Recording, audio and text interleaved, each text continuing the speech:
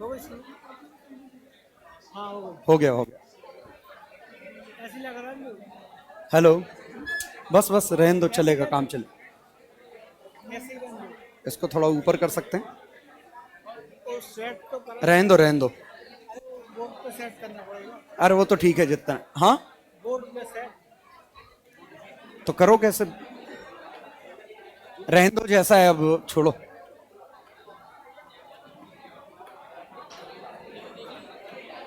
थोड़ा और ऊपर। हाँ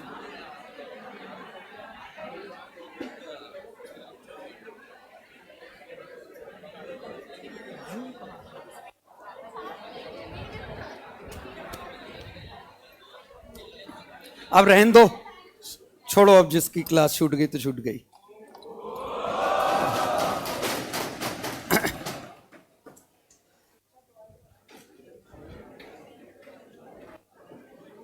हाँ शांत हो जाइए। सुनो, फिजिकल को भी सीरियसली लेना, क्योंकि नंबर तो इसके भी उतने ही आएंगे, ये भी उतने ही नंबर का है।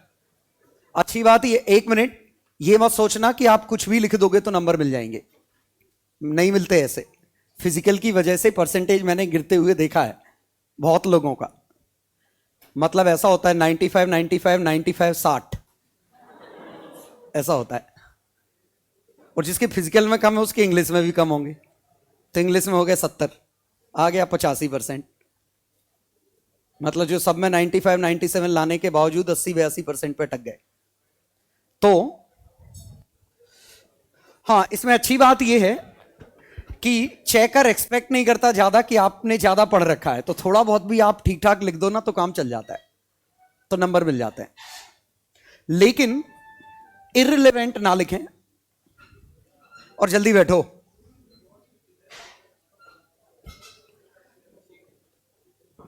और अभी आपके पास जो टाइम है, मैं इसमें यह सलाह दूंगा कि जो क्लास कॉपी है फिजिक्स में, क्लास कॉपी बिल्कुल थॉरोली तैयार कर लें। 12th पार्ट की, 12th पार्ट का आपका थॉरो क्लास कॉपी से तैयार हो जाना चाहिए। क्योंकि जब 12th खत्म होगा, मैं रिवीजन कराऊंगा, तो मैं मान के चलूंगा 12th की क्लास कॉपी आपको आती है। मतलब मैं सीधे उसके ऊपर से ही एडवांस का स्टार्ट करूंगा। तो क्लास कॉपी से रिलेटेड जो भी डाउट हो वो आके अभी पूछ सकते हो। और क्लास कॉपी में अच्छी बात है, आपका स्कूल का पार्ट भी कवर अप होगा। तो क्लास कॉपी एक तरीके से यूनिवर्सल सेट है हर चीज का। तो आप 12th पार्ट कर लें, और जिन्होंने 12th पार्ट कर ली होगी, जो कि पक्का किसी ने नहीं करी है, तो अगर मान लो क्लास कॉपी से कर रखा है तो 11th वाले पार्ट की क्लास कॉपी करें। मैकेनिक्स 2 वाला, जहां वेव्स वेव्स उन सबके थे, क्लास के पूरे क्वेश्चन लगा डालो। और क्लास कॉपी एक बार आपको एक बार पढ़िए, और पैरेलली उसके छोटे छोटे शॉर्ट नोट्स बनाते रहिए, सो दैट क्लास कॉपी आपको फिर ना देखनी पड़े। जैसे कोई क्वेश्चन बहुत अच्छा लगा, वहां पेज मोड़ दीजिए, बस फॉर्मूले या जो रिजल्ट मिल रहे हैं वो एक जगह लिखते जाइए। तो ये क्लास कॉपी आपको सिर्फ एक बार पढ़नी है अभी, बाद में टाइम मिलेगा नहीं, क्योंकि जो ही यहां क्लासेस चालू होंगी तो यहां शीट मिलना भी चालू होंगी। और तिवारी सर की बहुत बची हैं एडवांस की शीटें। तो मतलब शीट्स इतनी मिलती हैं कि आपको कुछ और पढ़ने का टाइम मिलता नहीं है उस दौरान। तो इसीलिए आप अभी 12th का कर लोगे स्कूल के दौरान तो बहुत अच्छा है। फिजिक्स में आपको क्या करना है, वैसे मैं स्कूल के नोट्स लिखवा चुका हूं बहुत सारे टॉपिक्स के। अरे लिखवाए थे, एक बुकलेट नहीं दी थी। हाँ 4 5 चैप्टर जो भी हैं। हाँ, रे ऑप्टिक्स और वेव ऑप्टिक्स उसमें मिसिंग है। नहीं, वो मैग्नेटिक इफेक्ट मिसिंग है। हाँ कुछ मिसिंग है। हाँ तो वो मैं करवा दूंगा। बाकी जितने मैं करा चुका हूं मैं फिर से रिपीट नहीं करने वाला। तो जिन्होंने नहीं बनाए हैं नोट्स, मैंने वीडियो शेयर कर दी है, उनको देख देख के अपनी डेफिनेशन लिख लो, नोट्स बना लो, ठीक है। तो अभी आज की क्लास का पर्पस यह है कि थोड़ा फिजिकल में आपको एक इंटरेस्ट आ जाएगा और एक स्टार्ट मिल जाएगा। स्टार्ट नहीं मिलता तो हम पढ़ना चालू नहीं करते हैं। ये लगभग कुछ ऐसे ही है कि कोई मूवी अगर आप देखना स्टार्ट कर रहे हो, शुरू के 15 मिनट में इंटरेस्ट नहीं आया तो आप स्टार्ट ही नहीं करोगे।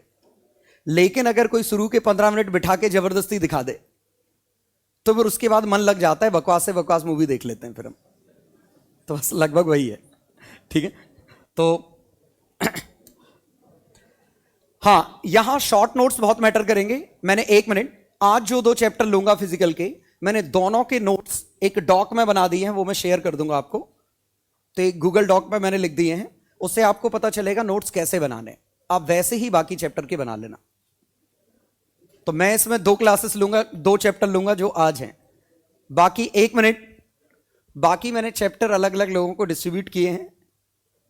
एक हितेंद्र भैया लेंगे, एक अंशुल भैया लेंगे, ऐसे करके एक आध हो सकता है तिवारी सर ले लें।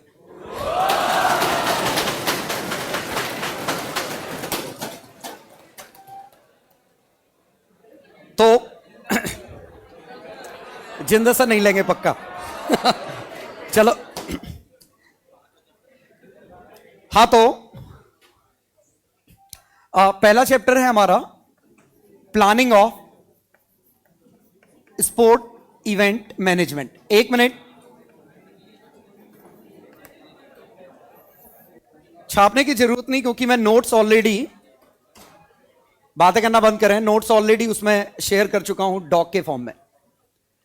छोटा वोटा लिखना चाहें तो लिख लें, उसमें मैंने डिटेल नोट्स बना रखे हैं। चलो, डिटेल्ड शॉर्ट नोट्स हैं उसमें। हाँ, अब देखिएगा इसमें क्या है। जैसे मान लीजिए यही क्वेश्चन आया कि व्हाट आर स्टेप्स, कि स्टेप्स क्या होंगे अगर आपको, 1 मिनट, मान लीजिए आपको, जैसे मान लीजिए हमने कोचिंग में आपको ठेका दे दिया एक तरीके से, मतलब आप स्टूडेंट ऑर्गेनाइजेशन के हेड हो और आपको प्लान करना है। जैसे हमने कहा कि कोई एक टूर्नामेंट प्लान करिए अपने स्कूल के लिए या अपने इंस्टीट्यूट के लिए, तो इसमें कितने स्टेप्स होंगे? तो कैजुअली स्पीकिंग क्या क्या स्टेप बोलोगे?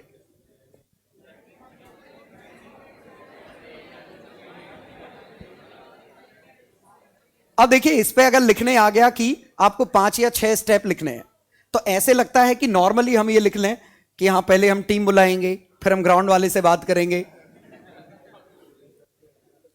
यही पॉइंट हम वाकई में ऐसे ही लिखेंगे, लेकिन एक प्लान करके, ठीक है?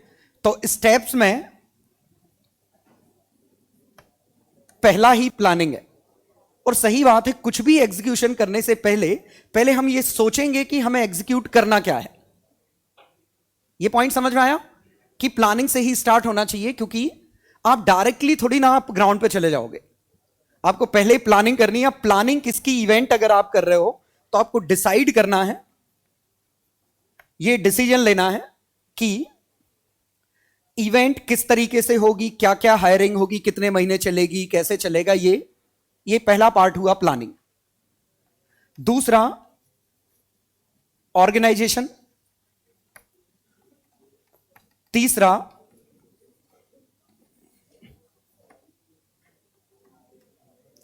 स्टाफिंग,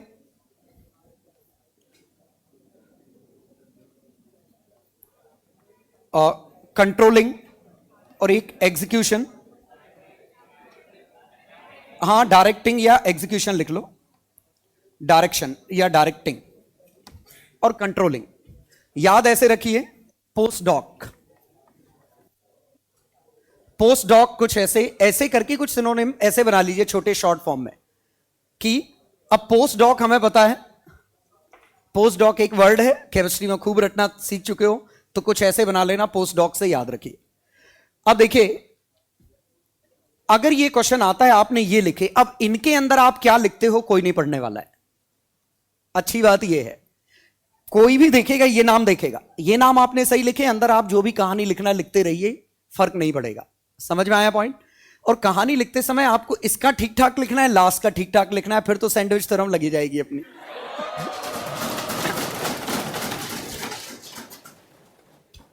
तो प्लानिंग है, प्लानिंग एक्चुअली डिसाइडिंग कमिटीज। ये कमेटी बनाना कि कौन कौन सी कमेटी रखनी है हमें, ये डिसाइड करना कि क्या क्या कमेटी रखनी है, क्या क्या वेन्यू रखना है। बात समझ में आई? कितना टाइमिंग रहेगा, एटसेट्रा, ड्यूरेशन। दूसरा है ऑर्गेनाइजेशन, मतलब फॉर्मिंग कमेटीज, जरूरत लगे तो हायरिंग पीपल, और एलोकेटिंग या distribution of jobs of task. नाम समझ में आया ये क्या किया हमने? ऑर्गेनाइजेशन मतलब एक ऑर्गेनाइजेशन में जो काम होता है लगभग वही है। हम ऑर्गेनाइज कर रहे हैं जो हमने प्लान किया था। हमने, एक मिनट, हमने कोई इवेंट करनी थी तो हमने ये प्लान किया कि वो इवेंट किस तरीके से कब होगी। सेकंड पॉइंट आया कि कौन क्या काम करेगा, तो ऐसी कमेटी बना लो, लोग हायर कर लो और सबको डिस्ट्रीब्यूट कर दो। जैसे कमेटी मतलब एक पब्लिसिटी के लिए कमेटी बनाई कि आप इसको पब्लिसिटी करेंगे। एक है इसके लिए बनाई कि टीम मैनेजमेंट के लिए कि अलग अलग टीमें जो इकट्ठी होनी है। तीसरा बोर्डिंग एंड लॉजिंग की, एक ट्रांसपोर्टेशन के लिए। समझ में आया? तो एक तरीके से हमने काम डिस्ट्रीब्यूट कर दिया अपना। तीसरा स्टाफिंग, लगभग यही है। दरअसल ये हायरिंग पीपल लगभग इधर आना चाहिए, हायरिंग एंड, ठीक है। तीसरा आया डायरेक्टिंग। डायरेक्टिंग मतलब सिंपली सबको अपना अपना काम समझाना, तो कहा जाए ये डिस्ट्रीब्यूशन ऑफ टास्क, ये इधर आएगा। और लास्ट आया कंट्रोलिंग। और कंट्रोलिंग क्या है? सुपरविजन आपको करना है। जो सुपरविजन कंट्रोलिंग में सुपरवाइज करना काम ठीक से हो रहा है कि नहीं। अगर ठीक से नहीं चल रहा है तो उसमें आप क्या मेजर लेने हैं उसको ठीक करने के लिए, कि अगर कुछ गड़बड़ हो गई तो उसको ठीक कैसे करेंगे, कोई गड़बड़ ना करे ये हम कैसे देखेंगे, ये कंट्रोलिंग पार्ट है। तो ये आपको बिल्कुल इंट्यूटिव लगने चाहिए कि नाम वही है जो हम करते, लेकिन नाम में आपकी मर्जी नहीं चलेगी, यही लिखने पड़ेंगे। ठीक है। दूसरा पॉइंट आएगा इसमें।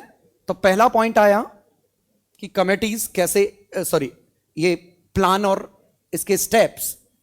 दूसरा इसकी कमेटीज, जो आप कमेटीज बना रहे हैं वो कौन कौन सी कमेटी होंगी? तो बताओ काय काय की कमेटी की जरूरत पड़ेगी? तो पहला प्री इवेंट कमेटी मान लें, एक ड्यूरिंग इवेंट कमेटी, क्या नाम समझ में आया? Post event committee. हम तीन जगह तीन तरीके से कैटेगराइज कर सकते हैं कमेटीज को।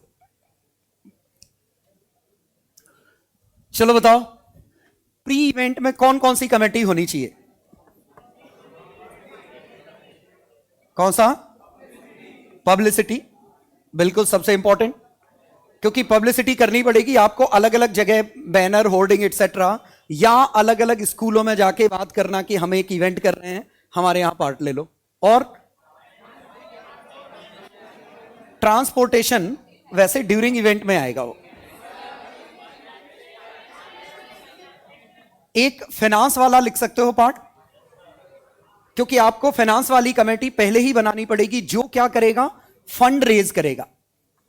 खुद के जेब से थोड़ी लगाएंगे हम, समझ गए ना? तो शार्क टैंक में जाएंगे हम। तो ये फंड रेजिंग आपको शुरू में ही करनी पड़ेगी। पब्लिसिटी, ठीक है, पब्लिसिटी में प्रेस एंड मीडिया भी आ जाएगा। और रजिस्ट्रेशन, बिल्कुल रजिस्ट्रेशन समझ में आया कि आप एक रजिस्ट्रेशन या रिसेप्शन, ठीक है, और रिसेप्शन कुछ भी मान सकते हैं।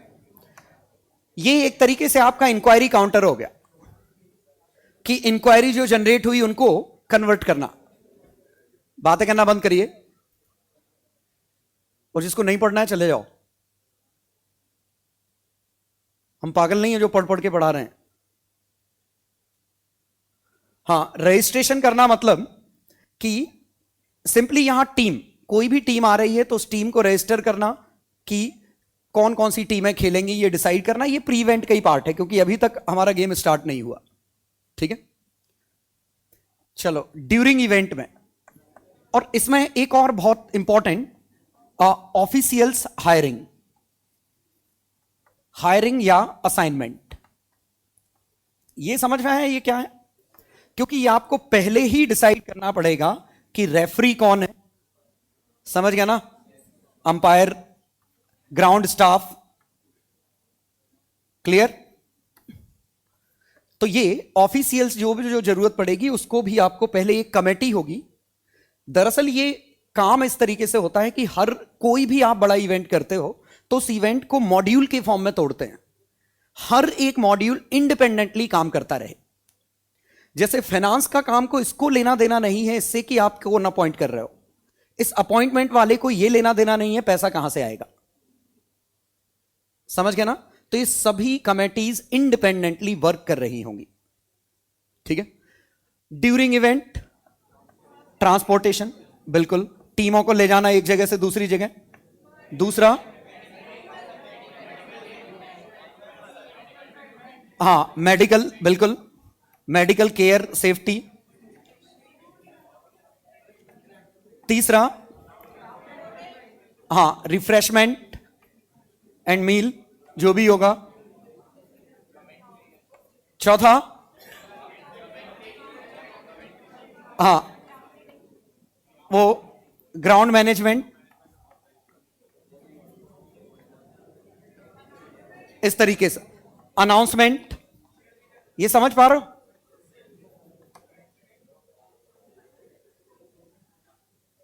सुनाई देता है मुझे भी। हाँ, अनाउंसमेंट। तो अनाउंसमेंट मतलब समझ गए, अनाउंसमेंट या कमेंट्री, क्योंकि कमेंट्री एटसेट्रा। तो 3-3 4-4 आपको पता होने चाहिए। इसमें इवेंट हो चुकी है तो सेरेमनी एंड अवार्ड्स, वही सेरेमनी एंड अवार्ड्स की एक कमेटी होगी। दूसरी कमेटी होगी, ये फाइनेंस वाली कमेटी का फिर से काम आ जाएगा। एक ही कमेटी दो जगह दिखाई दे सकती है क्योंकि अब जो बिल्स इस दौरान बने हैं, जो बिल्स हैं, समझ गए, रहने खाने का या फिर जो भी खर्चा हुआ है या जो भी कमाया या गंवाया या जो भी है, सबका हिसाब किताब ये रखेंगे। तीसरा, प्रेस एंड मीडिया, वही पब्लिसिटी वाला है, ये पब्लिसिटी। ठीक है। ट्रांसपोर्टेशन का फिर से काम आ जाएगा। क्या?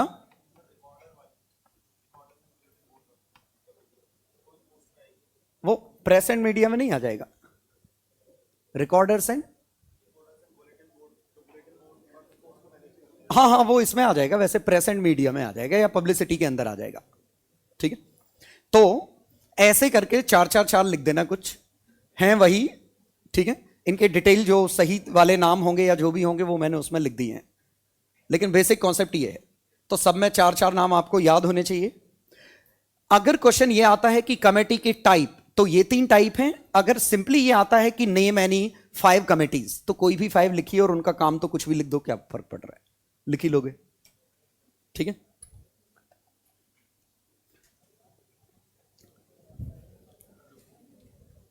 अब आया अगला पॉइंट कि हमने मैनेजमेंट कर लिया है, अब हमें गेम खिलाने, फिक्चर्स। हां, फिक्चर मतलब किस तरीके से आप गेम खिला सकते हो। टीमें आपके पास इकट्ठी हो चुकी हैं, अब यहां थोड़ा मैथमेटिकल कॉन्सेप्ट है। तो फिक्चर में यह है नंबर ऑफ वेज या way in which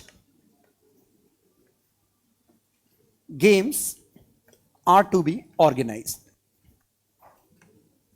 between teams.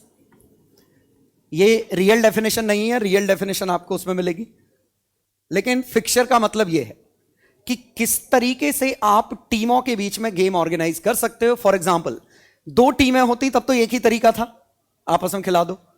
लेकिन अगर 4 या 5 टीमें हैं तो आपके पास तरीके बदल जाएंगे, क्योंकि आपके पास ABCDEF 6 टीमें होती। अब हो सकता है आप हर टीम को दूसरी टीम से भिड़ने का मौका दें, या हो सकता है सीधे 6 टीमों में से कुछ, मान लो ग्रुप सुपर 4 बना लो, एक 6 टीमों में से सुपर 4 बनाया। सुपर 4 में जो 4 आए उन चारों को क्वार्टर फाइनल खिलाया, फिर सेमीफाइनल, फिर फाइनल। समझ में आया? यही तरीके हैं। अब इसमें 2 तरीके से हम करते हैं, इसमें ध्यान दें। तो पहला है नॉकआउट और दूसरा है लीग।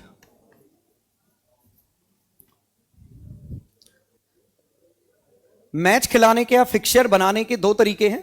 पहला नॉकआउट। नॉकआउट समझ में आया? नॉकआउट मतलब हारे और बाहर। और जो भी हम डिस्कशन करेंगे वो एज्यूमिंग नो ड्रॉ, ये मान के चल रहे हैं ड्रॉ का कोई सेंस नहीं है इसमें। तो हारे और बाहर, खत्म हो गया। मतलब हर टीम को एक ही मौका मिलेगा खेलने का। हां समझिएगा। और इसमें हम सिंगल राउंड की बात कर रहे हैं। हम ये नहीं कह रहे हैं कि पहले उसके बाद क्वार्टर फाइनल से सेमीफाइनल फिर फाइनल।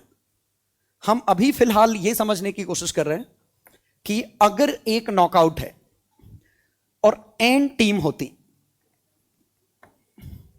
तो कितने मैचेस होते?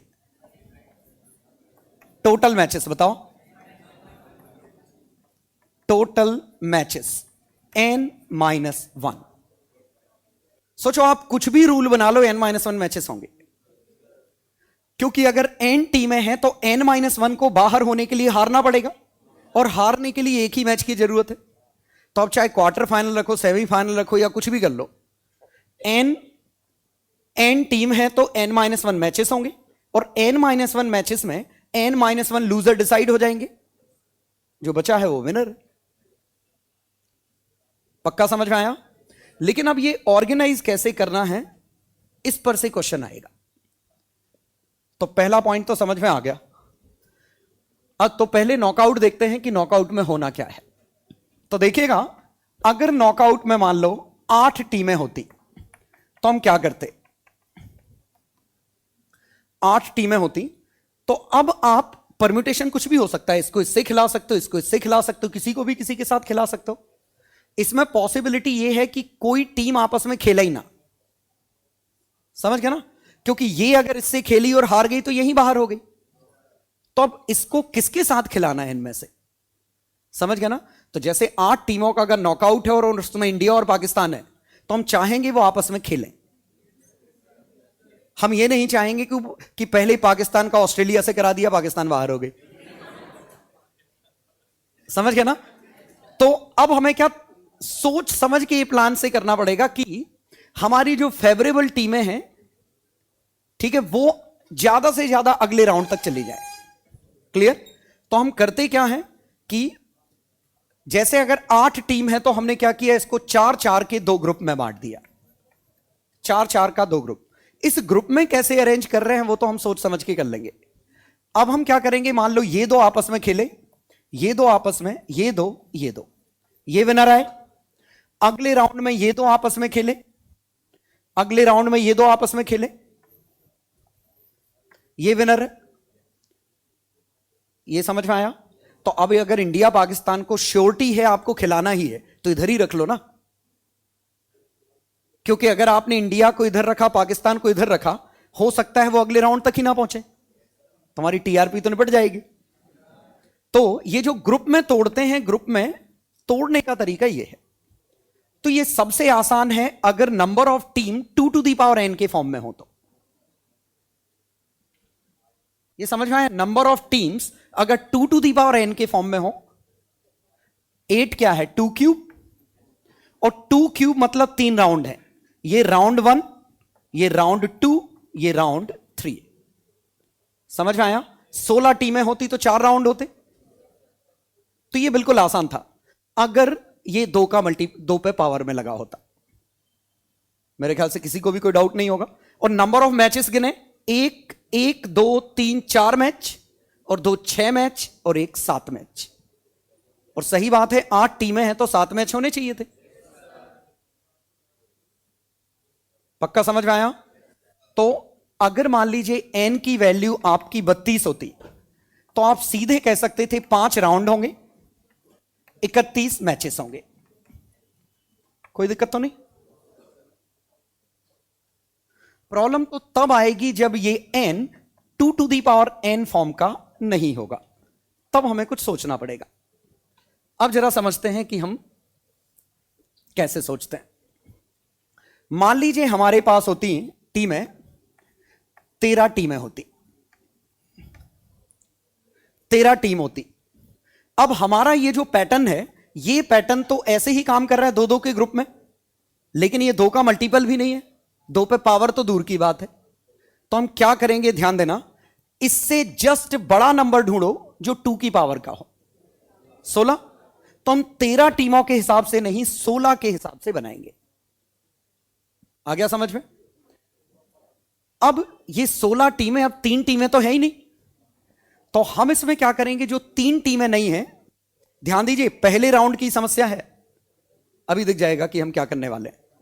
तो हमने क्या किया, पहले 13 टीमों को 2 ग्रुप में तोड़ दिया, 7 ऊपर और 6 नीचे।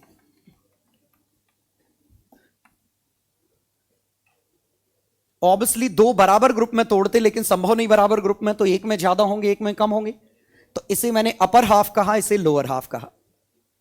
समझ में आया? तो ये अपर हाफ है, ये लोअर हाफ है, 2 हिस्सों में हमने तोड़ दिया।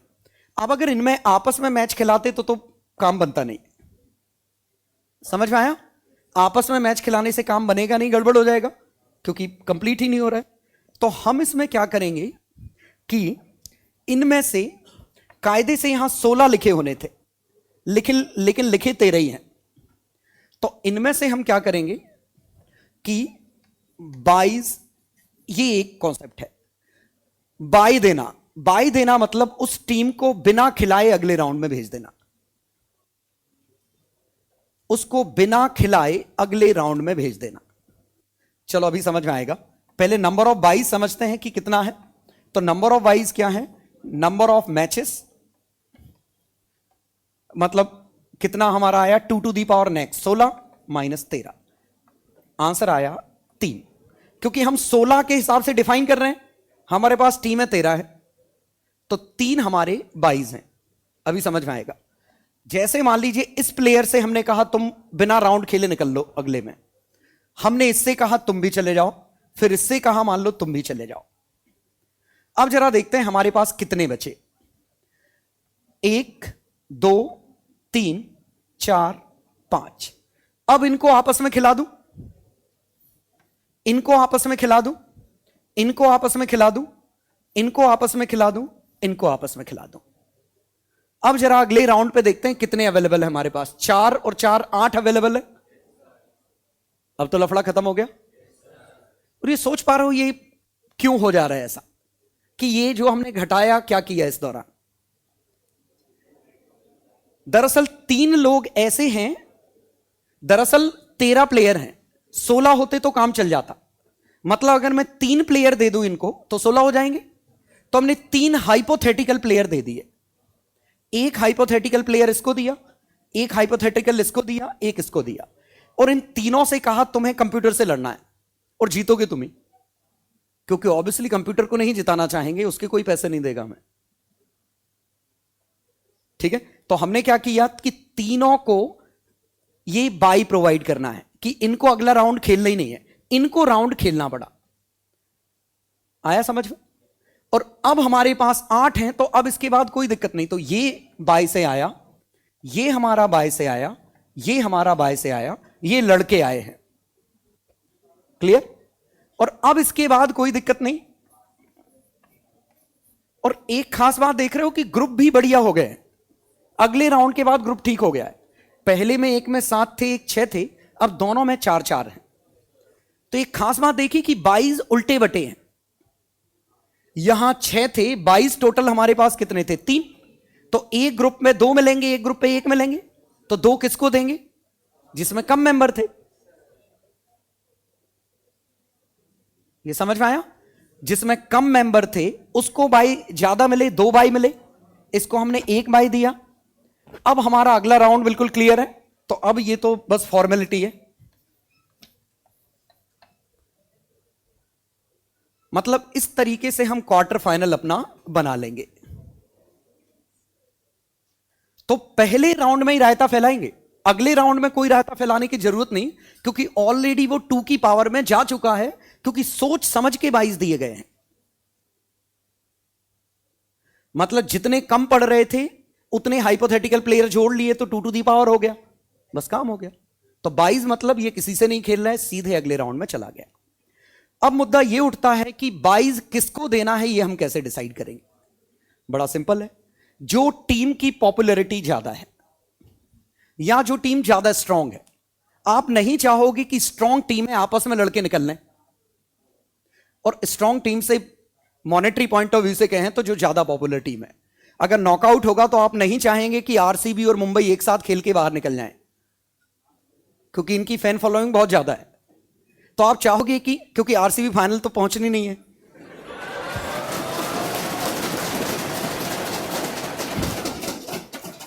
हम कम से कम अगले राउंड तक तो पहुंचा दें। क्लियर? तो ओवरऑल तो बाइज ऐसे डिसाइड करते हैं कि कुछ फेवरेबल टीमें हैं, अब वो फेवरेबल किसी भी पॉइंट ऑफ व्यू से हो सकती हैं, तो जितनी फेवरेबल टीमें हैं उनको बाइज पहले देंगे। अब मान लीजिए हमारे पास 3 बाइज हैं और हमने डिसाइड कर रखा है कि आरसीबी और मुंबई इंडियन यही अगले राउंड में जाना है, बाकी इक्वली लाइकली, तो बाकी अब जो तीसरा है उसके लिए ड्रॉ निकाल दो। बात समझ में आई? कि या तो आपको पता होगा कि किन टीम की सीडिंग करनी है। सीडिंग करना होता है मतलब इनिशियल पुश देना। सीडिंग जो इन्वेस्टमेंट होता है, जो कंपनियां जाते हैं, जो स्टार्टअप, उनमें पहला राउंड होता है सीडिंग राउंड। सीडिंग मतलब इनिशियल इन्वेस्टमेंट जो दे रहे हैं, तो इनिशियली जो पैसा देता है वो जनरली बिना किसी गारंटी या बिना किसी के इनिशियली दे देता है, उसे सीड राउंड कहते हैं। तो सीडिंग मतलब इनिशियल एक पुश हमने दे दिया है, अब आगे तुम जानो। इसीलिए जनरली सीड राउंड को जो इन्वेस्ट करते हैं उन्हें एंजल इन्वेस्टर कहते हैं। क्यों? हमारे लिए वो एंजल है, क्योंकि हमारी कुछ वैल्यू नहीं है और हमें फिर भी मिल गया। उसके बाद इन्वेस्टमेंट तो वो ये सोच के देते हैं कि इसने इन्वेस्ट कर रखा है तो इसने तो दिमाग लगाया ही होगा, अब हम दे देते हैं। समझ गया ना? जो बायजू के साथ हुआ था कि इनिशियली उन्हें इन्वेस्टमेंट उठाया, फिर जिनसे इन्वेस्टमेंट उठाया उन्होंने किसी और को इंसिस्ट किया कि इस कंपनी में इन्वेस्ट कर दो। वो इसीलिए क्योंकि वो इन्वेस्ट करते, वैल्यू बढ़ती, पैसे तो इनके बनते। अब वो फंस गए, उन्होंने किसी और को फंसा दिया। लेकिन हर स्टार्टअप में सीडिंग राउंड सबसे इंपॉर्टेंट है, तो सीडिंग इससे आपको याद रहेगा कि सीडिंग हम अपनी तरफ से पुश दे रहे हैं कि आप फर्स्ट राउंड में बाहर नहीं होगे, क्योंकि फर्स्ट राउंड खेलोगे ही नहीं। तो पब्लिक का इंटरेस्ट यहां तक बना रहेगा। ठीक है? पक्का समझ में आया? सीडिंग मतलब क्या है? सीडिंग मतलब वो टीमें चुनना जिनमें बाइज मिला है। तो जिन टीमों को बाई दिया गया है वो अगर टीमें फिक्स हो गई तो उन्हें हम सीडेड टीम्स कहते हैं। तो अगर इसमें कहा होता कि सीडिंग 2 टीमों को सीडिंग करानी है, तो जिसको पहला इधर दिया उसको यहां रखो, एक को यहां रखो, तो ये 2 सीडिंग की वजह से आ गए और एक हमने कोई भी चुन लिया। तो अब इसमें हम क्या करते हैं कि इसमें भी बाइज कैसे देने हैं उसका ऑर्डर फिक्स कर लेते हैं। तो पहले मैं देख लूं नंबर ऑफ बाइज कितने हैं, कितने हैं? 2 to the power log 2n ceiling function -n। आ गया समझ में? फ्लोर फंक्शन नीचे गिराता है, सीलिंग फंक्शन ऊपर उठाता है। सीलिंग फंक्शन नहीं सुना कभी? अरे यार, ग्रेटेस्ट इंटीजर का उल्टा एक तरीके से। 2.7 का ग्रेटेस्ट इंटीजर 2 है, 2.7 का सीलिंग फंक्शन 3 है। अब बता रहा हूं, सीलिंग फ्लोर 2.7 है, फ्लोर पे गिरा 2 आया, सीलिंग पे गिरा 3 आया।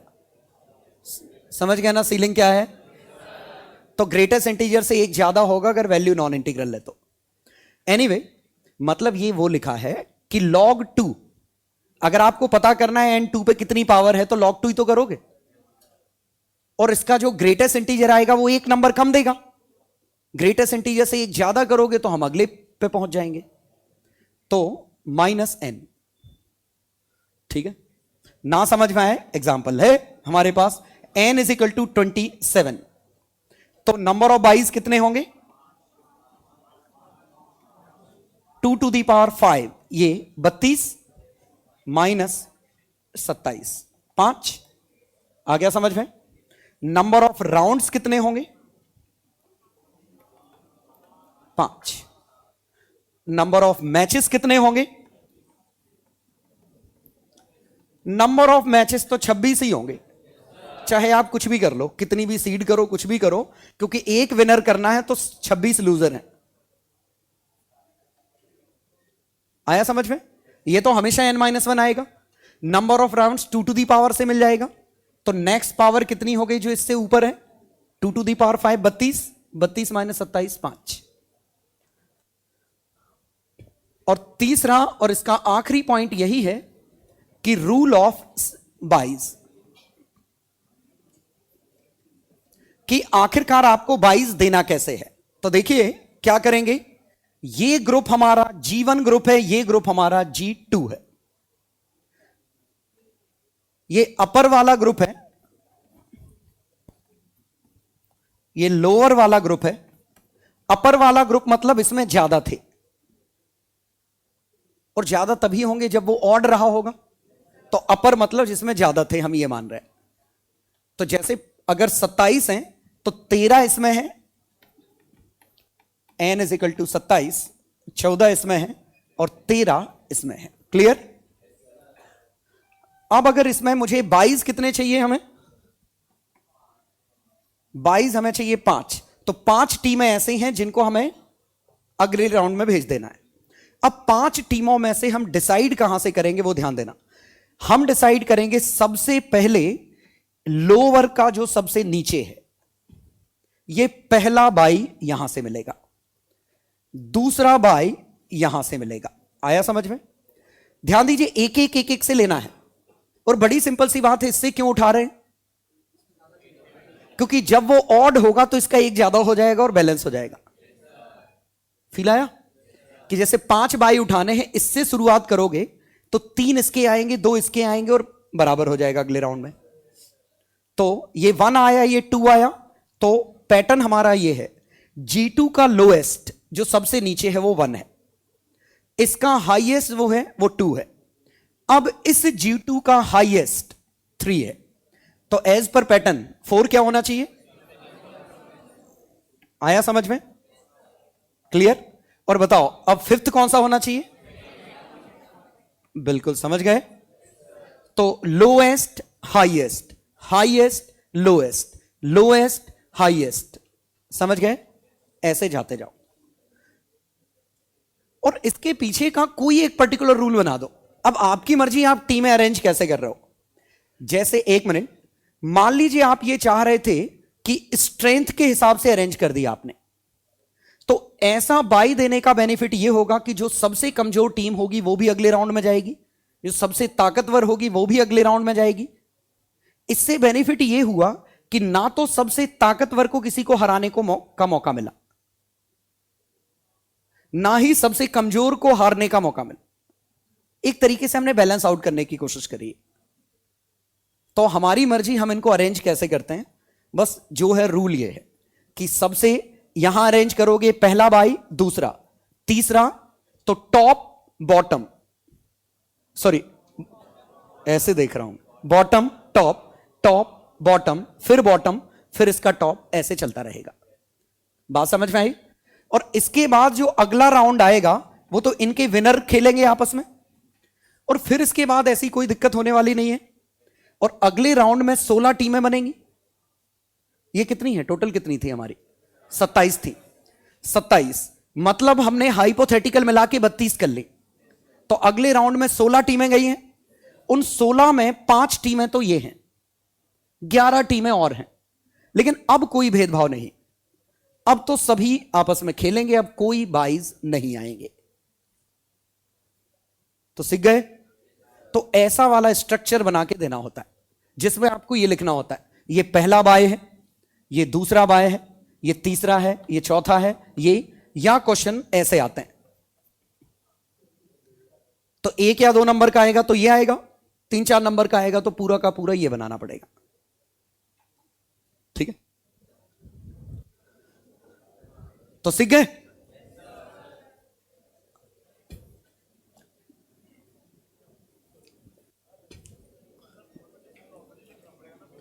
क्या? नहीं नहीं नहीं, बोर्ड में प्रॉपर पूरा नहीं लिखना, बता रहा हूं कैसे। क्वेश्चन इसमें होगा ना,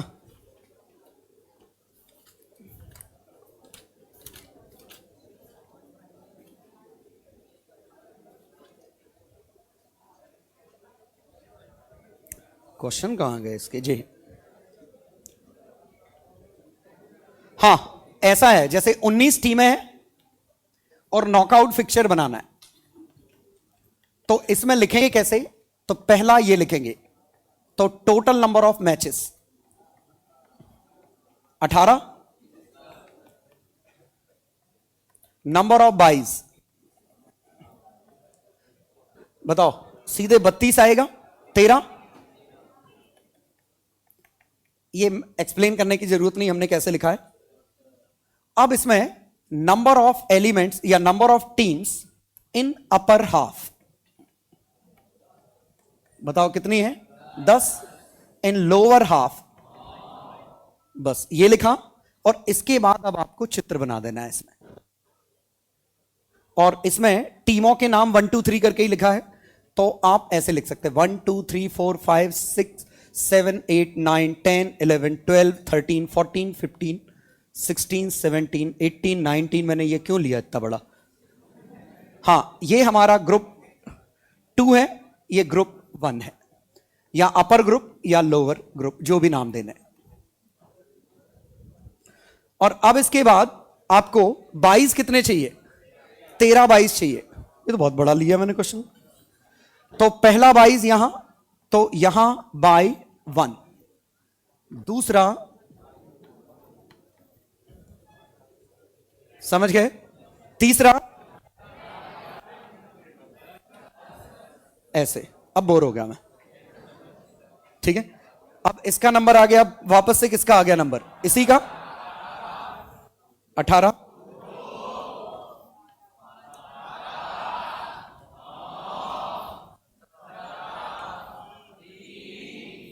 ज्यादा तो नहीं हो गए? 6 और 4 10, एक और आएगा, है ना? अब हो गए? तो देखो 5 इसके मेंबर है, 5 इसके, 13 है 22। ओके,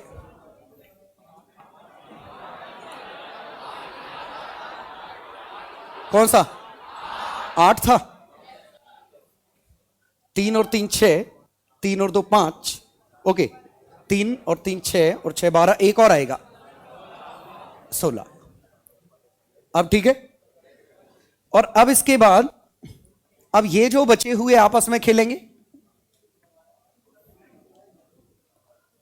इसका कोई बचे, 2 बचे होने चाहिए, 14 और 15। अब गिन लो, 13 और 3 16 हो गए।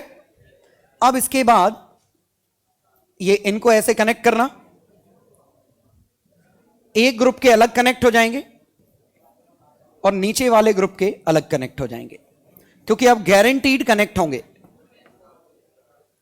और अब इसके बाद क्योंकि हमें पता नहीं कौन जीत रहा है, तो यहां नंबर लिखने की जरूरत नहीं है, ये, और बस यहां लिखना पड़ेगा बाय 1 बाय 2 बाय 3 ऐसे करके पूरा, जो येलो लाइंस हैं इन पे। समझ में आया? स्टेप्स ये रहेंगे, पहले अपना ज्ञान पेल दो, जितना भी तुम सीखे हो, जो भी आता है सब लिख दो, फिर उसके बाद फोटो बनानी है। चलो आगे बढ़ते हैं। हां, तो ये 1 मिनट, फर्स्ट राउंड के बाद ये क्वार्टर फाइनल सेमीफाइनल इन टाइप में कन्वर्ट हो जाएगा। ये प्योर नॉकआउट था।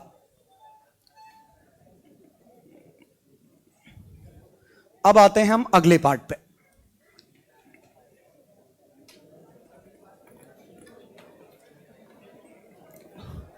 बातें करना बंद करिए। सेकेंड पार्ट है league match. 1 minute. League match में हर टीम दूसरी टीम से खेलती है, ठीक है। और अगर मैं सिंगल राउंड रॉबिन मानूं, मतलब एक ही बार एक टीम दूसरी टीम से खेलेगी, तो टोटल अगर n टीम्स हैं तो कितने मैचेस आएंगे? NC2 matches. क्या यह समझ में आया? तो देखिए, अगर 4 टीमें थी तो टोटल 6 मैचेस हैं। हर टीम ने दूसरी टीम से खेला। उन 6 मैचेस में ही हमें डिसाइड करना होगा विनर कौन सा है। तो फिर हम देखेंगे जिसने पॉइंट सबसे ज्यादा एक्वायर किए वो विनर है। और कैसे? जीतने पे 2 पॉइंट, ड्रॉ करने का 1 और लूज करने का 0। तो ऐसे करके जिसके भी पॉइंट ज्यादा हो गए वो जीत जाएगा। अगर 2 के पॉइंट बराबर निकले तो क्राइटेरिया कुछ और रख देंगे। मान लीजिए क्रिकेट मैच है तो नंबर ऑफ सिक्सेस, या रन रेट किसका ज्यादा था। फुटबॉल है तो नंबर ऑफ गोल्स। तो यहां ये सिंगल राउंड है। प्रैक्टिकली ना तो प्योर नॉकआउट होता है ना ये होता है। हालांकि शायद चैंपियंस ट्रॉफी नॉकआउट है। पढ़ लो,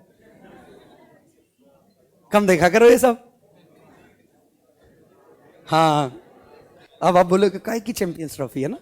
सुन, हाँ, तो ध्यान दीजिए। तो NC2 जो मैचेस हैं, बस हमें ये डिसाइड करना है ये NC2 मैचेस कैसे खेले जाए। अब देखिए इसमें प्रॉब्लम क्या है, जरा समझिए कि यहां क्यों दिमाग लगाना पड़ेगा हमें कि ABCDE 5 टीमें होती। तो हमें दिख रहा है टोटल 10 मैचेस हैं, 5C2 10 मैचेस हैं। अब 10 मैचेस आप अरेंज कैसे करोगे? तो एक तो तरीका यह लगता है कि हम पहले ए के पूरे मैचेस करवा दें, फिर बी के करा दें, फिर सी के करा दें, फिर डी के करा दें। ये एक तरीका है, लेकिन ये सबसे घटिया तरीका है। क्योंकि इसमें दिक्कत क्या है, अगर ए बहुत अच्छी टीम हुई तो शुरू में इंटरेस्ट खत्म हो जाएगा, ए के मैच खत्म हुए बाकी। क्योंकि हम ये चाहेंगे कि सभी टीमों में कोई हम पार्शियलिटी ना करें कि शुरू के 3 दिन एक ही टीम के मैच चले आ रहे हैं, फिर किसी के चालू हो गए। मतलब हम यूनिफॉर्म डिस्ट्रीब्यूशन करना चाहेंगे। ये पॉइंट समझ में आया कि ये सोचने वाली बात है कि अब आप जो 10 मैचेस हैं इस तरीके से अरेंज करने हैं कि ऐसा ना हो कि किसी एक पर्टिकुलर टीम के पहले मैच हो जाएं, किसी के बाद में हो। मतलब सभी में वेट बराबर होना चाहिए। और सही बात है, जैसे समझिए कि मान लीजिए यही चैंपियंस ट्रॉफी होती या कोई भी वर्ल्ड कप होता, इंडिया के मैचेस समय सिर्फ लीग मैच होने और हमने इंडिया के लीग मैच पूरे के पूरे शुरू में ही कर दिए, व्यूअरशिप खत्म हो गई। हम ही तो वेल्ले हैं, और कौन इतना वेल्ला है कि मैच देखता रहता है। तो समझ गया ना, व्यूअरशिप 80% ड्रॉप हो जाएगी इंडिया के मैच खत्म हो गए तो। इसीलिए क्या करते हैं, बीच बीच में इंडिया के फिट करेंगे और ऐसे इवनली फिट करेंगे। समझ में आया? सो दैट वो इंटरेस्ट मेंटेन हो। तो अब हमें ये 10 मैच तो इनको अरेंज करना है, तो इसीलिए यहां फिर दिमाग लगाया जाएगा कि कैसे करे जाए। तो 3 मेथड हैं। स्टेयर केस मेथड,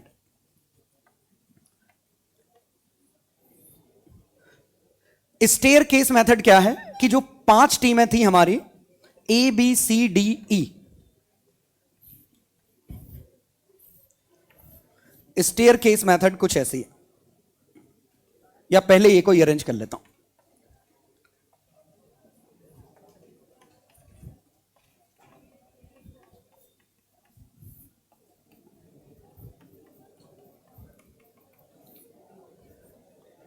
चलो, ये हमने ऐसे अरेंज कर लिया।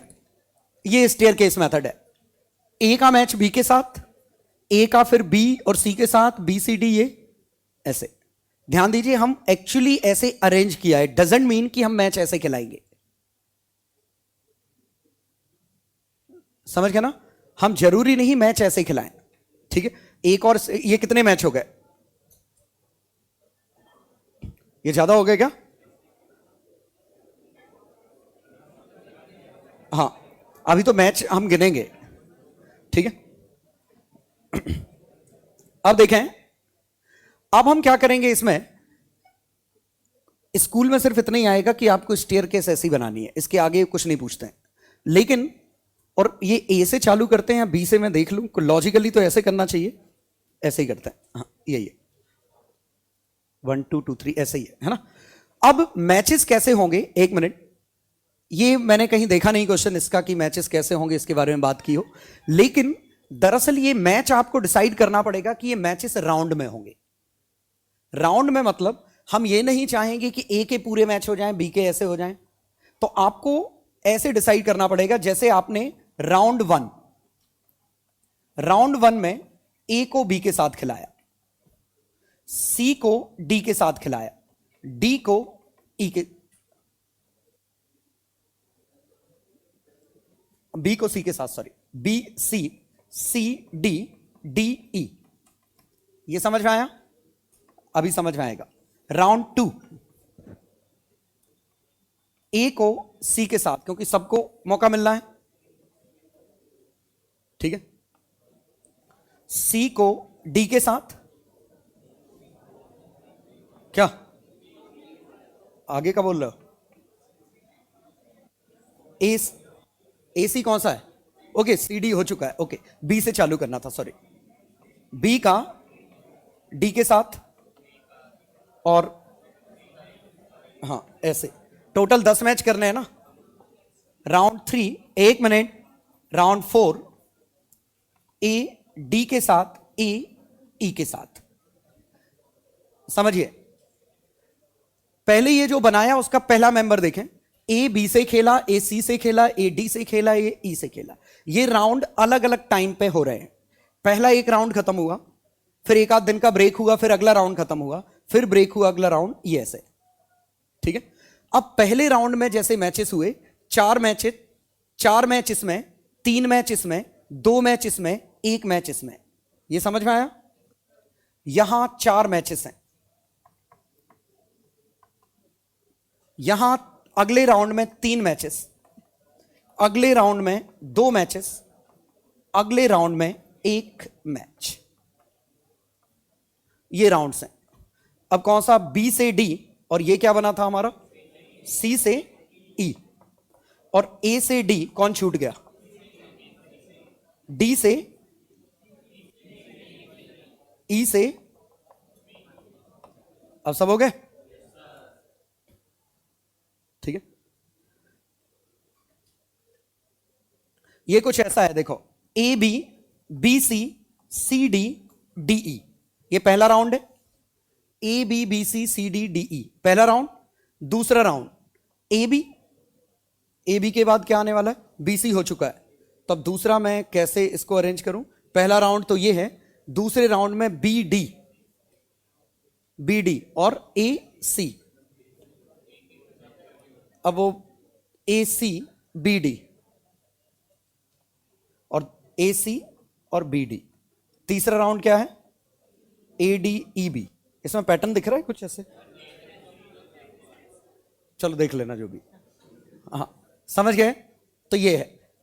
तो ए को हम स्टार्ट करेंगे और ए के हिसाब से चूज कर लेंगे। पहला ए का बी के साथ, बी का सी के साथ, सी का डी, डी का ई, और फिर ए का सी के साथ, उसके अकॉर्डिंग बाकी डिसाइड कर लो।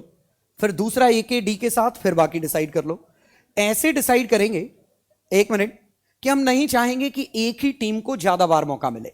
जैसे इस राउंड में बी 2 मैच खेल चुका है, समझ गए? डी भी 2 मैच खेल चुका है, सी भी 2 खेल चुका है, ए ने 1 ही मैच खेला है। लेकिन ए को फिर यहां भी मौका मिल रहा है अलग से, समझ गया ना? तो ए का यहां 1 ही मैच है, लेकिन फिर यहां अकेला मैच है। यहां जैसे, बात समझ में आई? तो यहां सबको 2-2 मैच मिले, फिर इसके बाद तो बचा हुआ सिंपल सा है। तो ये आएगा।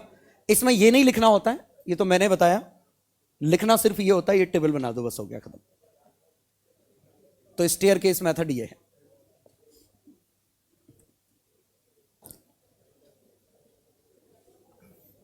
दूसरी मेथड,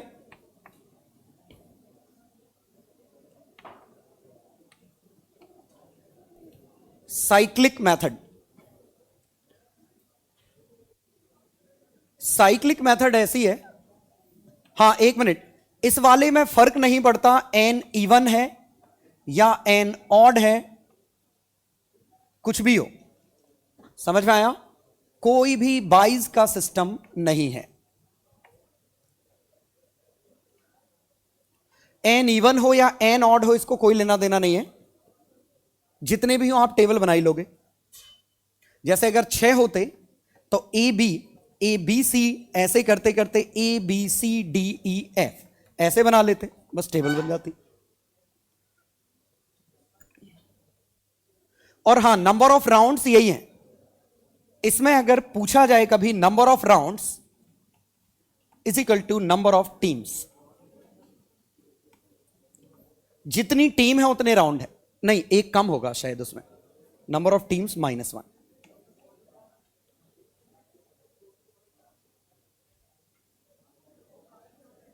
चलो, हाँ इसमें एक अंतर अलग है कि हर राउंड में बराबर मैचेस नहीं हो रहे हैं, इसमें कुछ कम है, इसमें, समझ गया ना। इसीलिए ये जनरली प्रिफर नहीं किया जाता। ये आसान है क्योंकि इवन ऑड का लफड़ा नहीं, लेकिन ये प्रिफर नहीं करते क्योंकि हर राउंड में बराबर मैचेस नहीं है। ठीक है। साइक्लिक मेथड, यहां पे क्या करेंगे, मान लो 1 मिनट 5 या 6 टीम होती। साइक्लिक का मतलब क्या है कि 6 टीम है तो हम इसको 1 2 3 4 5 6 ऐसे बना दिए। पहला राउंड जो डिसाइड कर रहे हैं हम राउंड 2 में तोड़ के ऐसे खिला सकते हैं। यह सबसे सिंपलेस्ट तरीका है कि 6 टीमें 3-3 के ग्रुप बनाओ, आपस में खिला दो। तो यहां हर पहले राउंड में हर टीम को एक मैच खेलने का मौका मिल रहा है, सबके साथ सिमेट्री है। अब समस्या यह है अगला राउंड हम कैसे डिसाइड करें कि यह सिमेट्री बने रहे और रिपीट भी ना हो, क्योंकि हमें यह भी चाहिए। तो चूंकि ये एक तरीके से ऐसा लग रहा है, मान लो ये सर्कुलर परम्यूटेशन हो, क्योंकि ये राउंड टेबल में बिठा दो और उनको घुमाते रहो, तो हम क्या करते हैं 1 को फिक्स कर दें, 1 को फिक्स कर दें और बाकी पूरे को ऐसे घुमा दो। ऐसे घुमा दो मतलब ये इधर आ जाए, तो कहां 6 2 3 4 5। क्या ये समझ में आया क्या किया? इसको ऐसे ना रख के एक सर्कल में सोचो और इस पूरे को ऐसे घुमा दो। 1 को अपनी जगह रखो तो ये पूरा का पूरा ऐसे घूमेगा, तो 2 3 4 5 6 इधर आता, लेकिन 6 यहां नहीं रखना है, यहां में फिक्स रखना है, क्योंकि सर्कुलर परम्यूटेशन है। लफड़े हो जाएंगे अगर आपने एक किसी को फिक्स नहीं किया तो ये किया। अब जरा देखते हैं मैच कौन से हुए इसमें, क्या कोई रिपीट हुआ? अगला राउंड फिर 1 को फिक्स करें और फिर इसको पूरे को घुमा दो, तो 5 इधर आएगा, 6 इधर आएगा, 2 3 4। अगला राउंड 1 इधर रखें, 4 5 6 2 3। अगला राउंड 1 3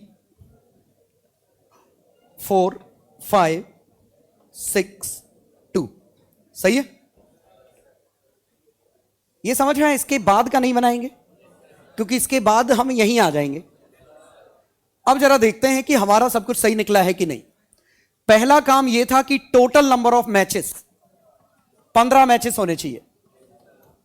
हर राउंड में 3 मैच हुए, तो क्या यह समझ पा रहे हो कि यहां कैलकुलेशन बहुत आसान है, क्योंकि नंबर ऑफ राउंड्स n/2 है। n इवन के लिए बात कर रहा हूं, sorry, number of matches in 1 round, number of matches in 1 round, common sense है, n/2 दिख रहा है।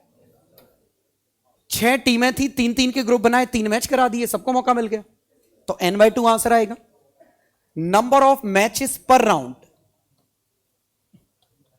राउंड कितना आया, ये लिख चुका हूं, sorry, number of rounds n-1, क्योंकि टोटल मैचेस कितने हैं, जरा टोटल का फॉर्मूला देखें, यही तो है total, n/2 into number of rounds is equal to total number of matches. तो एक राउंड में कितने हुए, ऐसे कितने हैं। अब समझ में आया क्या हो रहा है? और ये मुझे लगता है जिसने सोचा बहुत बढ़िया सोचा है कि यहां क्या हो रहा है, हर टीम को दूसरी टीम से मैच खेलने का मौका मिल रहा है, सभी टीमें इन्वॉल्व हो रही हैं, हर राउंड में हर टीम का एक मैच है और कोई रिपीटिशन भी नहीं है। लेकिन एक छोटी सी समस्या आ जाती है इसमें। क्या समस्या है? अगर ये ऑड हुआ तो क्या करेंगे? बिल्कुल, यहां कोई बाइज नहीं आया, कोई दिक्कत नहीं है। अब अगर साइक्लिक मेथड में n अगर ऑड हो जाता, अब n ऑड हो जाता तो मैं n की वैल्यू ले लेता हूं, मान लो कम लूं, कम लिखना पड़ेगा, 7 ले लेता हूं, चलो ज्यादा लिखूंगा ज्यादा समझोगे। n की वैल्यू 7 है। अब समस्या यह है कि पहले राउंड में आप कितने मैचेस करा सकते हो? 3-3 के 2 ग्रुप बनाए, एक तो खाली रह गया, तो एक जो खाली रह गया वो बाई है, और ये हर राउंड में एक बाई होगा। सोचो, क्योंकि हर राउंड में 3 मैच ही हो सकते थे, तो पहले मैं ये देखूं कि number of matches in one round, in one round ये n-1/2 और यहां आया 3। अब अगर 3 मैच है, टोटल टीम है 7 थी, तो एक किसी को बाई मिलेगा, ये हर में होगा। तो हम नहीं चाहेंगे कि एक ही टीम को बाई मिलता रहे, तो बाई अलग अलग मिले, और बाई एक हाइपोथेटिकल मैच बना लूं, तो बस खत्म हो गया। जहां 1 ले रहे थे ना, वहां बाई लिख लो। अब 1 2 3 4 5 6 7 सॉरी 4 5 6 7 आया।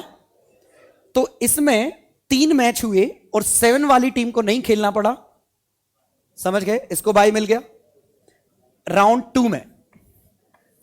2 में बाई मिलेगा, लेकिन 7 को नहीं, 6 को, और ये 7 उतर के यहां आ जाएगा। पक्का समझ पा रहे हो क्या कह रहा हूं? क्योंकि बाई के साथ मैच होना मतलब मैच होना नहीं है, वो सीधे अगले राउंड में पहुंच गया। यहां 2 राउंड नहीं है, सीधे उसको पॉइंट मिल गए, ये समझ लो, सीधे इसको 2 पॉइंट मिल गए, और ऐसे 2 पॉइंट सबको मिले, तो कोई हम पार्शियलिटी नहीं कर रहे हैं। तो होपफुली समझ में आया होगा। तो अब बाई के नीचे यहां अगर 6 आया तो यहां 5 आएगा। तो नंबर ऑफ राउंड्स बता सकते हो? नंबर ऑफ राउंड्स n समझ में आया? फिर से सोचो, n-1/2 is equal to number of matches है। तो अगर एक राउंड में इतने हुए तो इतने राउंड रहे होंगे, ठीक है? तो ऐसे 7 राउंड होंगे, क्योंकि हर प्लेयर को एक बार बाई मिलेगा, तो ऐसे टोटल 7 राउंड होंगे। और हर राउंड में कितने मैच हैं? 3 मैच, तो टोटल 21 मैच, और 7C2 21 था।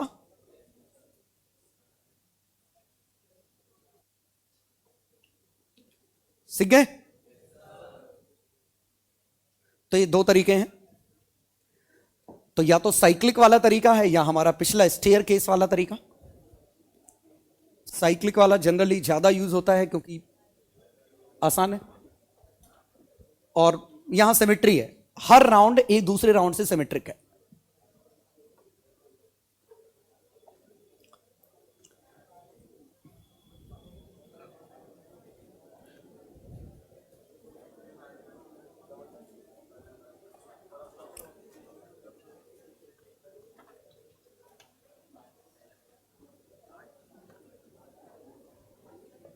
अब तो सब टाइम पास ही है।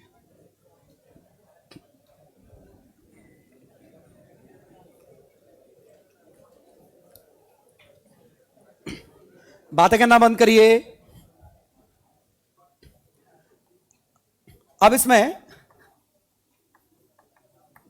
कॉम्बिनेशन, और कॉम्बिनेशन का सेंस यह है, 1 मिनट, जनरली क्या होता है कि combination of fixtures in tournament,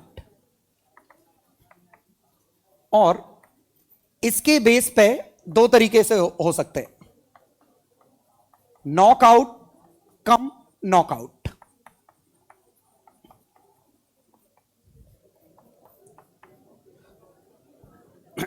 league cum knockout.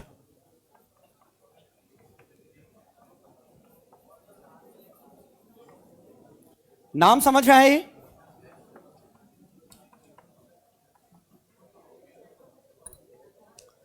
बातें करना बंद करो। ये क्या है कि किसी भी टूर्नामेंट को करने के लिए हमारे पास कई तरीके हैं। या तो नॉकआउट कम नॉकआउट का क्या मतलब है, ये समझाता हूं पहले, कि ये 2 नॉकआउट का सेंस समझ में नहीं आ रहा। ऐसे लगता है 2 नॉकआउट मतलब एक ही नॉकआउट है, वो तो ये समझ में आ रहा है, क्योंकि लीग और नॉकआउट की हमने एक राउंड लीग खेल लिया फिर नॉकआउट कर दिया। ये लीग कम, दोनों में सेम लिखा है लीग। दरअसल ये हम ऐसे करेंगे कि हम टूर्नामेंट को ग्रुप में तोड़ देंगे, समझ गए? तो जैसे मान लीजिए हमने ग्रुप तोड़ा तो ये दो स्टेज हैं, एक ग्रुप स्टेज है और एक एलिमिनेशन स्टेज। नाम समझ में आया? ये तो ये नॉकआउट स्टेज है और ग्रुप स्टेज हमारी ग्रुप स्टेज भी नॉकआउट है। अब ये समझिए कैसे, अगर मैंने इसमें, शांत हो जाओ, ग्रुप बना दिए होते, 16 टीमें होती और मैंने ऐसे ग्रुप बना दिए, 4 ग्रुप बना दिए, 16 टीमों के मैंने 4 ग्रुप बना दिए। अब इन 4 में से कोई एक ही आगे जाएगी। अगर नॉकआउट है तो इन चारों का आपस में नॉकआउट कराया, अब आप 2 फिर 2 फिर ये, तो ये इनका एक तरीके से सेमीफाइनल हो गया। और इसमें से जो विनर आया वो इधर पहुंचा, इसका विनर इधर, इसका विनर इधर, इसका विनर इधर, और अब इनमें हमने सेमीफाइनल करा दिया। बात समझ में आई? कितने? 4 है ना, सॉरी। फिर इनमें कराया, फिर इनमें कराया। क्लियर? और इस तरीके से अगर टोटल मैचेस की बात करें, बातें करना बंद करिए, बताइए ये अगर ऐसा रूल होता तो टोटल टीमें 16 है, तो जो टोटल नंबर ऑफ मैचेस कितने होंगे? पहला क्वेश्चन तो ये है। टोटल नंबर ऑफ मैचेस 15, क्योंकि इररिस्पेक्ट ऑफ द रूल अगर हमेशा नॉकआउट है तो n-1 ही होगा। टोटल तो इसमें भी 15 ही बनेंगे, भले चाहे ग्रुप राउंड करो चाहे कुछ करो, क्योंकि हमेशा नॉकआउट है। क्लियर? अब अगर इसमें यह पूछा होता कि विनर को कितने मैच खेलने पड़ेंगे, नंबर ऑफ मैचेस विनर को कितने खेलने पड़ेंगे इस राउंड के हिसाब से,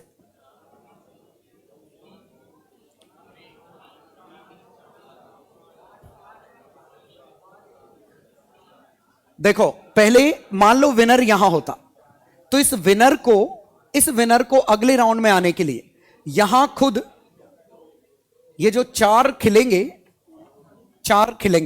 तो ये इस तरीके से खिलेंगे। तो मान लो ए हमारा विनर है तो ए यहां जीता, तो एक बार यहां जीता, एक बार यहां जीता, तो 2 मैच यहां खेले, 1 मैच यहां खेला, 1 मैच यहां खेला, तो 4 मैच खेले होंगे विनर ने। समझ गया ना? अच्छी बात है। तो होपफुली समझ में आया होगा कि ये 2 बार नॉकआउट कैसे है, कि पहले नॉकआउट में इसको इन 4 से कंपीट करना है, अगले नॉकआउट में इसको बाकी के तीनों के विनर से कंपीट करना है। तो होपफुली अब आपको समझ में आ गया होगा कि जो अगले राउंड पे जो 1-1 पहुंच रहे हैं वो मेरी मर्जी में इनको कैसे खिलाऊं। मैं इन चारों का लीग मैच खिला दूं, इन चारों का लीग मैच खिला के जिसके पॉइंट सबसे ज्यादा हैं उसको आगे भेज दूं। समझ गए? जैसे कि आईपीएल में होता है, 2 ग्रुप में तोड़ते हैं, पहले ग्रुप के लीग मैचेस होते हैं और हम उन लीग मैचेस में से 2-2 दोनों से बाहर निकलेंगे और वो 2 होंगे जिनके पॉइंट सबसे ज्यादा होंगे। आया समझ में? फिर उनका नॉकआउट होगा या जो भी रूल है। समझ में आया? वैसे ही यहां कुछ हो रहा है। तो अगर क्वेश्चन ये होता कि यहां ग्रुप में लीग है, यहां नॉकआउट है, तो बताओ कितने मैचेस होंगे? ये क्वेश्चन आएगा नहीं, मैं तो बस ऐसे ही पूछ रहा हूं कि यहां कितने टोटल मैचेस होंगे, टोटल नंबर ऑफ मैचेस।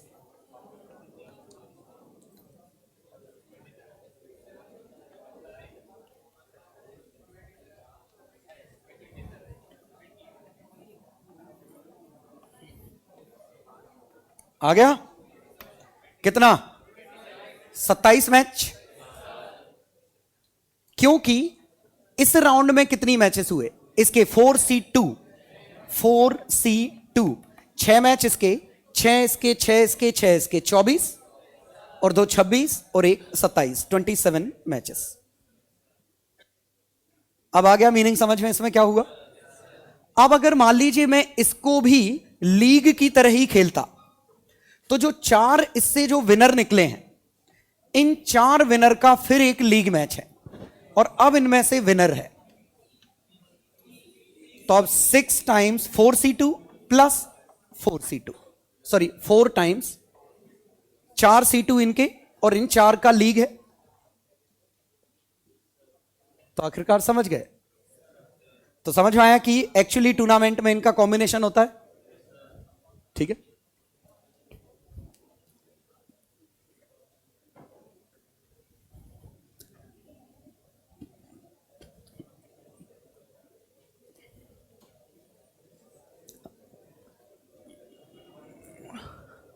अब यहां टाइप्स ऑफ टूर्नामेंट, और इनमें जनरली 2 टाइप हैं, इंट्राम्यूरल, ठीक है,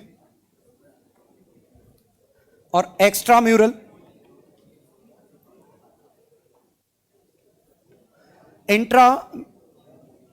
इंट्राम्यूरल, म्यूरल मतलब विद इन वॉल्स, नाम समझ लो, ये आउटसाइड वॉल्स, इसका मतलब ये है inside single institute.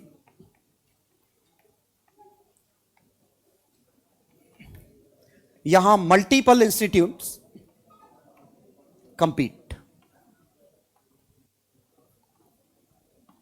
at 3rd place। हां तो देखें, ये लोकल है, ये मतलब स्कूल के जो हाउसेस होंगे उन हाउसेस का आपस में जो मैच हो रहा है उसके बारे में बात चल रही है। यहां अलग अलग स्कूल कहीं स्टेट लेवल पे या क्लस्टर लेवल पे कंपीट कर रहे हैं, उसकी बात चल रही है। नाम याद रखो। बाकी क्वेश्चन जो आते हैं इनके बेनिफिट्स, क्वेश्चन आता है इसका कि इसके बेनिफिट्स क्या हैं ये कराने के, तो जो इसका आंसर है वही इसका है लगभग। आपको डिप्लोमेटिक आंसर लिखना है, पॉजिटिव पॉजिटिव पॉइंट लिख देने हैं सब में। तो जो स्पोर्ट्स के बेनिफिट है, तो स्पोर्ट्स के बेनिफिट क्या है? टीम स्पिरिट, समझ गए? दूसरा, लीडरशिप क्वालिटी डेवलप होती है, और फिजिकल फिटनेस, ये भी लिख दो, और ये कल्चर एक्सचेंज, ये नाम समझ आए? कल्चर एक्सचेंज एक्चुअली सेकंड वाले में अप्लाई होगा, कि जो स्पोर्ट्स होंगे तो उनमें कल्चर एक्सचेंज होगा, टीम में कैसे रहना है, लीडरशिप क्वालिटी, ऐसे करके जितने भी प्लस प्लस पॉइंट हैं सब लिख देना। ठीक है, वैसे मैंने लिख रखे हैं इसमें। हाँ तो देखें, है बढ़िया नाम है, टू इनकरेज द पार्टिसिपेशन। यहां पार्टिसिपेशन इनकरेज करना जो खासकर इसका है कि जब आप स्कूल लेवल पे इंटरनली पार्टिसिपेट करना चालू करोगे तभी तो आप बाहर की दुनिया से लड़ोगे। तो ये इसके फायदे हैं। टू इंप्रूव स्टैंडर्ड्स, सिंपल सा है, to develop support and cooperation, to develop talent, और इसमें to develop sportsmanship, to broaden the base of sports, to develop sport talent, cultural exchange. तो वही है कहानियां सब।